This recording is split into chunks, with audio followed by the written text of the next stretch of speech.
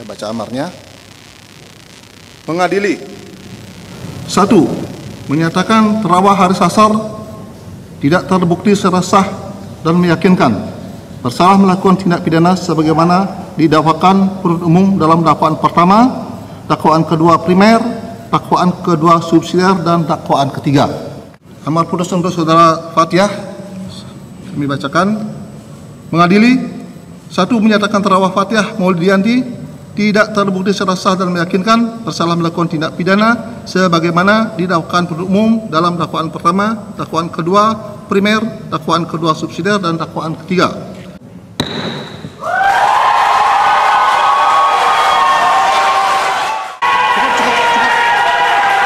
Gerakan sosial yang paling termanifestasi dengan sangat baik di ruang pengadilan. Ini yang kita sebut sebagai aktivisme pengadilan yang berpihak pada hak asasi manusia, lingkungan hidup, dan juga masyarakat adat. Dan segala pelajaran yang saya dapat di dalam selama persidangan ini, dan juga kepada seluruh masyarakat, kepada seluruh gerakan sosial yang ada di luar sekarang, yang benar-benar sudah berjerih payah, selalu bersolidaritas, dan saya harap solidaritas seperti itu tidak hanya berhenti di kami berdua, tetapi juga di banyak momen-momen lainnya untuk kemerdekaan, demokrasi, keadilan, hak asasi manusia, dan lingkungan hidup yang bersih dan sehat, dan juga anti korupsi.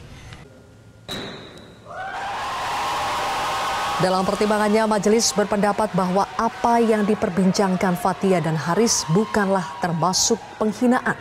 Hakim juga berpendapat kata Lord tidak berkonotasi negatif, justru menunjukkan status sebagai pimpinan. Majelis hakim pun membebaskan Fathiah dan Haris dari seluruh dakwaan. Sebelumnya, jaksa penuntut umum menuntut Haris Azhar 4 tahun penjara dan Fathiah 3 tahun 6 bulan penjara. Keduanya diperkarakan oleh Menko Marves Luhut Binsar Panjaitan yang menyatakan tidak suka dengan istilah Lord dan penjahat di dalam konten YouTube Haris Azhar yang diunggah pada Agustus 2021 lalu. Fathiah dan Haris serta tim kuasa hukum berharap masyarakat tidak takut untuk berbicara dan menyampaikan pendapat.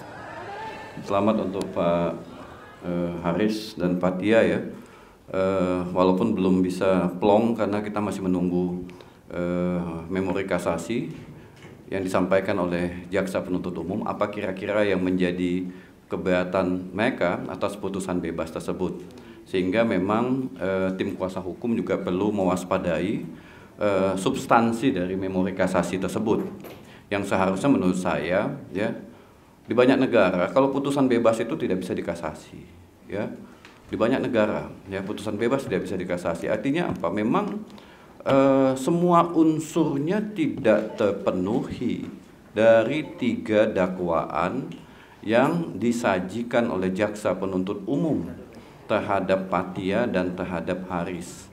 Dakwaan pertama itu kan pasal 27 ya. Pasal 27 ayat 3 dalam undang-undang sebelumnya yang berkaitan atau dijungtokan 310 311. Di area ini saya cukup banyak berdebat. Kebetulan saya dihadirkan oleh kuasa hukum untuk memang akan dapat porsi yang lebih besar pertanyaan terkait dengan pasal 27. Ya, pasal 27 ayat 3 Undang-Undang ITE. Sekarang ada perubahan dalam undang-undang yang terbaru. Revisi kedua Undang-Undang ITE itu ada di pasal 27 huruf A.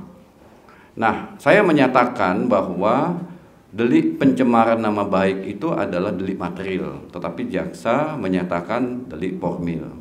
Ada perdebatan itu. Yang kedua, di banyak negara pencemaran nama baik saat ini ya telah bergeser dari tindak pidana ke perbuatan melawan hukum dalam konteks perdata, sehingga yang harus dibuktikan di pengadilan adalah kerugian apa yang diderita dari pencemaran nama baik. Kalau kita baca undang-undang yang terbaru sebetulnya masih copy paste ya, masih copy paste dengan undang-undang sebelumnya, hanya saja ada penambahan menyerang kehormatan atau nama baik orang lain dengan cara menuduhkan sesuatu hal dengan maksud supaya hal tersebut diketahui umum. Kalau kita baca penjelasannya ya, itu merugikan orang lain. Ini jelas, ini ada delik material. Jadi ketika ada seseorang merasa pencemaran nama baik atau menuduh seseorang melakukan perbuatan pencemaran baik dengan media elektronik, yang harus dia buktikan dulu adalah apa kerugian yang dialaminya. Jadi ini kalau bisa ditafsirkan pasal 127 ayat A ini dalam Undang-Undang ITE yang terbaru adalah delik material. Hanya saya juga masih belum setuju ya dimasukkannya pencemaran nama baik dalam revisi kedua Undang-Undang ITE, karena ini bisa juga menyerang kebebasan ya berekspresi. Saya bolak-balik menyatakan bahwa pencemaran nama baik harus dipindahkan dari tindak pidana ke perbuatan melawan hukum dalam konteks perdata, ya. Tidak bisa. Itu yang pertama. Yang kedua, kalau objek pencemaran nama baik itu adalah penyelenggara negara, nah ini juga di perdebatan di pengadilan. Saya menyatakan bahwa Luhut Pangaribuan itu adalah pejabat Binsar, maaf saya koreksi. Binsar adalah penyelenggara negara, sehingga dia tidak bisa dijadikan objek pencemaran nama baik dalam konteks rejim Undang-Undang KUHP maupun Undang-Undang ITE, ya, tidak bisa. Kenapa?